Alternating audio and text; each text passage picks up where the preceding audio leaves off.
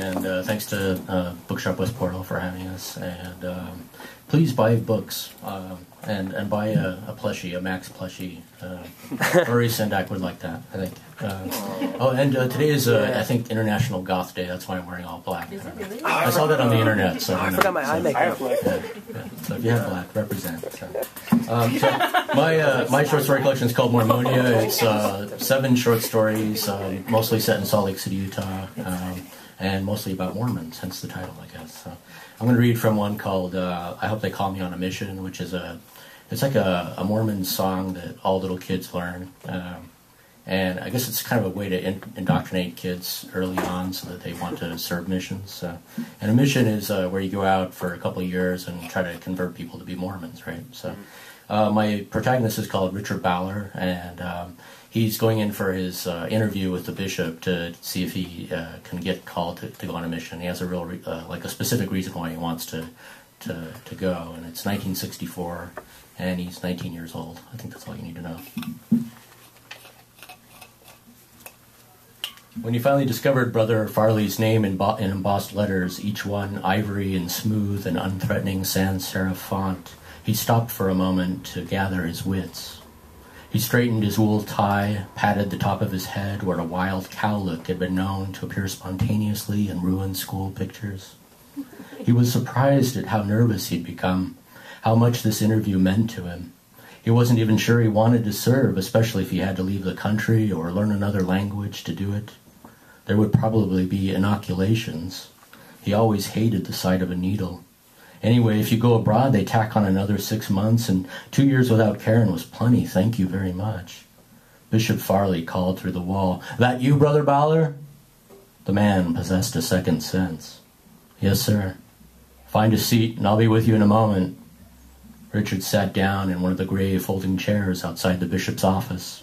He was sweating, wearing his Sunday best on a Saturday afternoon, a herringbone suit already showing its age, once natty but now stretched at the seams. He reached inside his breast pocket, produced a bleach-scented handkerchief, dotted his nose, and smoothed his brows. Save for the clock he couldn't see, a metronomic ticking that reminded him of the crocodile in Peter Pan, he could hear nothing but his labored breathing in the darkness. He wondered what he'd be asked once he got inside, whether he'd be deemed worthy, and if he wasn't, then what? Would he be drafted and sent off to Vietnam just like that?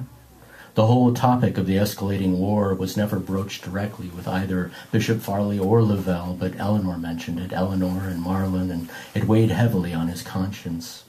He repeated one of the articles of faith, one he'd memorized as a child. "We believe in being subjects to kings, rulers, and magistrates." He'd never understood it, but it sounded good, like a poem. And the way his primary teacher explained it to him, it meant if he were ever called to serve in a time of war, he'd have to go, no questions asked. But right now he had such misgivings. A mission, at least, would be an honorable way of delaying things. As Richard waited, he mused about the bishop's interview, wondering whether it was perhaps the spiritual equivalent of an army physical. A number of probing questions about his moral rectitude, each one roughly corresponding to the cold, unexpected grip he'd feel around his scrotum when asked to bend over and cough. He smiled at the odd imagery this evoked. It seemed to put him more at ease. He coughed self-consciously, cleared his throat. Finally, Bishop Farley opened the door, and Richard sprang up to greet him. "Brother Ballard." The two clasped arms firmly, and it was evident by the strength of the old man's grip that the bishop meant him no harm, not really. No, he'd probably forgotten long ago about his proposition to work in the cannery. "Sorry to keep you waiting. Come on in." Bishop Farley appeared to be in his 70s. Hair all but disappeared from the top of his head, only to reappear now in long, untamed clumps, staking claim to the new and previously inhospitable locales farther south. Longish strands hung like crabgrass on arid rocks outside of either nostril, and accumulated with such profligacy alongside the outermost ring of his veiny ear flesh. He retreated slowly, a slight crook in his spine, to his side of a stately oak desk covered in official-looking documents.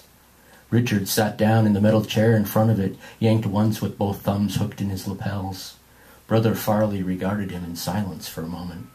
held his gaze with the same omnipresent grin as the Cheshire cat. "Well, I suppose you know why I've called you here." Richard coughed nervously into his palm. The old man stared at him silently, seemed to enjoy watching him squirm a little, but finally put him out of his misery, chuckling good-naturedly before he continued, "Your father says you're ready to serve a mission."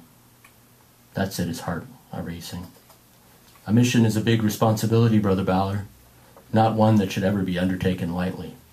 Richard nodded gravely, then wondered whether he was coming off perhaps as too eager to please. "A good mission will become the cornerstone of your spiritual life. You will leave a boy and come back a man."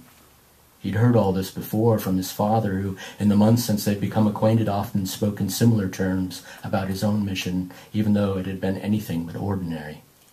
"Says here you're attending the Y?" "Just finished my first year." "Wonderful school. I put 3 kids through the Y. 2 of them are CPAs." He didn't mention the third, and Richard was reluctant to ask.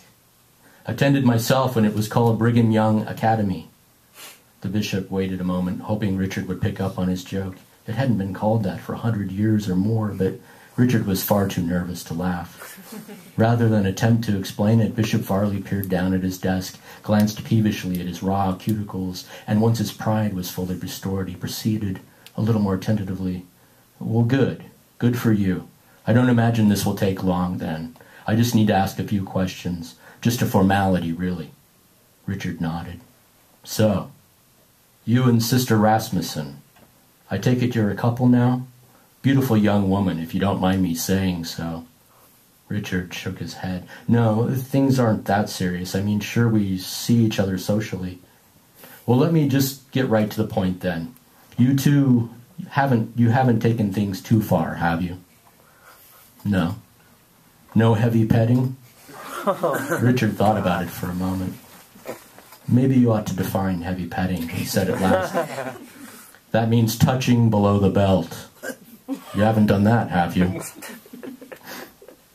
Richard stared into the distance. Finally he spoke. "No." The bishop smiled and looked relieved. "There was another girl." The bishop sighed. "In Florida," he continued. Bishop Farley leaned forward. "Was she Mormon, young man?" Richard nodded, and the bishop appeared to relax.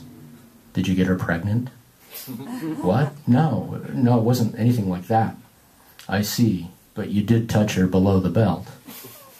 Richard looked down at the carpet, finally nodded. "But it didn't go any further than that." Richard tried to remember. "No," he finally stammered. "What happened to her?" "We broke up." "Good. I mean, that was probably part of Heavenly Father's plan. To test you." Richard nodded gravely in agreement. "I don't see any reasons why it needs to leave this room." The bishop glanced down at the list of prepared questions. It was the part of each interview Richard dreaded most. Farley began to rattle them off one by one. "Do you believe David O. McKay is the living prophet of God? Do you support and sustain your church leaders? Do you abide by the word of wisdom? Are you morally clean? Have you ever committed an unforgivable sin? Do you obey all the commandments of God? Do you masturbate? Do you pay a full tithing?" And so on. After each question, Brother Farley paused and looked up at Richard.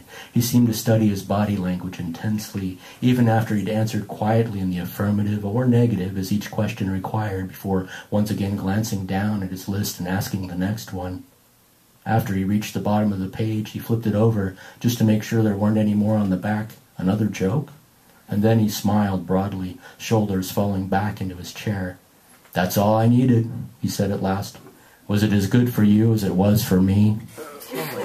This time Richard remembered to smile. "Do you have any questions for me, young man?" Richard said he didn't. "Very well, then. I guess we're through here. We'll just get this up to central office and you should be hearing from the stake president shortly." President Allred was legendary. Richard had never seen him in the flesh. He was a man who'd grown up in poverty but now owned 3 big brick office towers downtown, including the historic Zion's First National Bank. He felt his throat constrict as he thought of him. He swallowed hard. Bishop Farley stood, and Richard followed his lead. They shook hands cordially, an iron grip for such an old codger. It must have been all those years of farming, beet farming. Richard was sure of it. "When do you think I'll get the call?" Richard asked. The bishop turned to consult his temple-a-month calendar, precariously pinned to the wall behind him. "At this rate, I'd say you should have it by the end of the summer." "Why? Are you in a rush to be somewhere?" "No."